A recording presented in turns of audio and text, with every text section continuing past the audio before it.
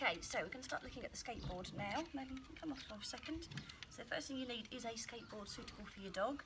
So this is quite a nice size skateboard for most breeds of dog, but you can get smaller ones for the smaller dogs.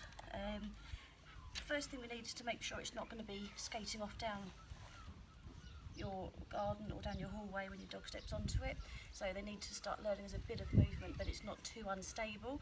So grass is a really good place because there's a bit of movement, as you can see, but it's not going to go off like if it was on concrete or decking.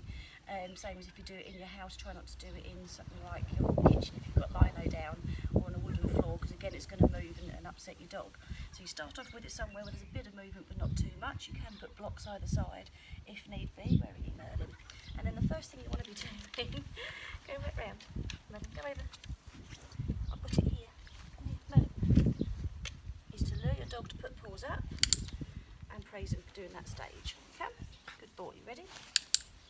Good boy, clicking in the wrong place entirely. Merlin, paws up. Good boy. Oh, he's there, he's there. Good lad. And then starting to ask them to put paws up for longer and longer.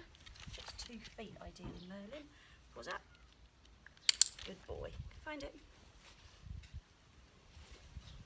So they're starting to get used to the feel of it without being worried about the movement itself. They find the treat. Merlin, come off. Paws up. Good boy. Good.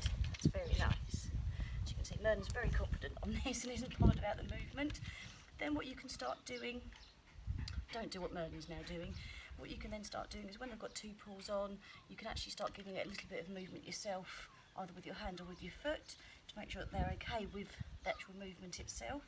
If they're not sure about that, stick with just the paws on, praising and guiding them off for the time being. Once they're okay with a little bit of movement, then we can move on to the next step, which will be putting more movement in while building up their confidence. Okay, so that's your step 1 for your introduction to the skateboard.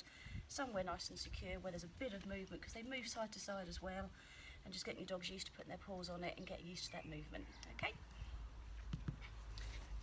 You're a loony, Merlin.